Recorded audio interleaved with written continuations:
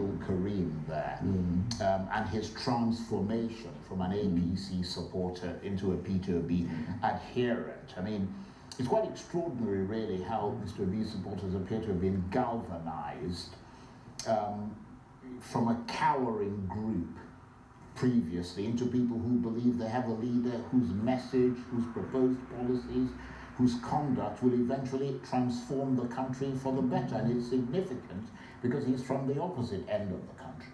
Yeah, but I think that's the Peter Obi effect, really. You know, we like him or not, I think he's been able to be a major conversation in a nation's democratic process. You know, I've not seen it happen in this country where we just see an individual changing political party, you know, and being able to, like you said, galvanize followership from across the country, you know, and of course, not just ordinary galvanization, but making them very passionate about him.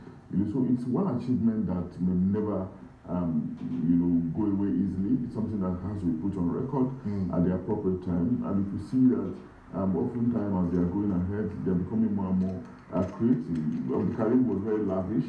With you know, all the things that they are doing, you know, and of course their determination to continue to prepare him, you know, to the pedestal that they want him to be. And the passion is obvious, but again, like we always say, we cannot say it is over until it is over.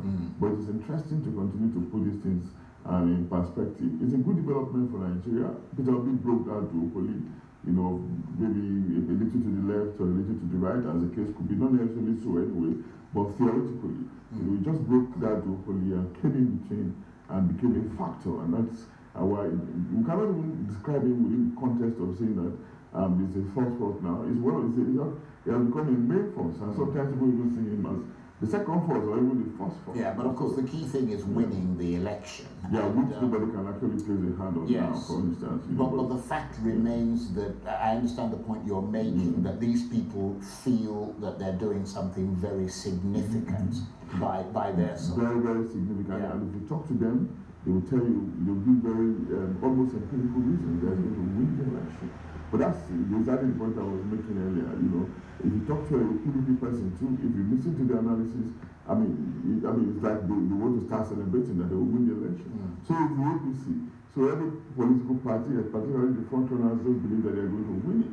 That's a hallmark of a pre-election season. But that's also very Nigerian confidence. Yeah, not necessarily Nigerian. I think it's a political process that also often brings up this kind of disposition, but it's often welcome as long as it is done in an atmosphere of peace and in an atmosphere of festivities. You know, election itself is a carnival. You know, I remember what the professor that spoke to you earlier, Professor Brian was saying. You know, it's a season of excitement where people are excited, enthusiastic, people are enthusiastic, and of course that's why democracy is celebrated across the world. No matter how dictatorial that regime is, there's a semblance of democracy through some level of representation, parliamentary, even if it is just ad hoc, even if it's just episodic.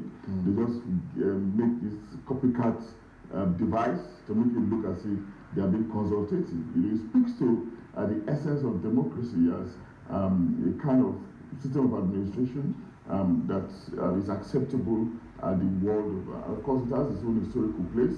That historical place, yes, it has also grown in civilization to become the elite, sophisticated kind of system that we now have.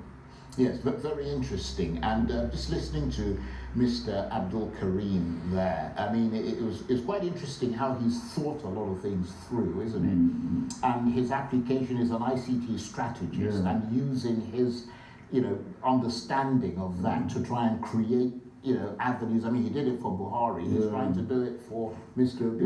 They are very, very ingenious. You know, they are very, very creative. Remember during the EndSARS protest, nobody thought the youth could do what they did. You know, how they were able to feed themselves, how they were able to go everywhere. You know, register their presence on different kinds of networks. You know, all within a short period of time.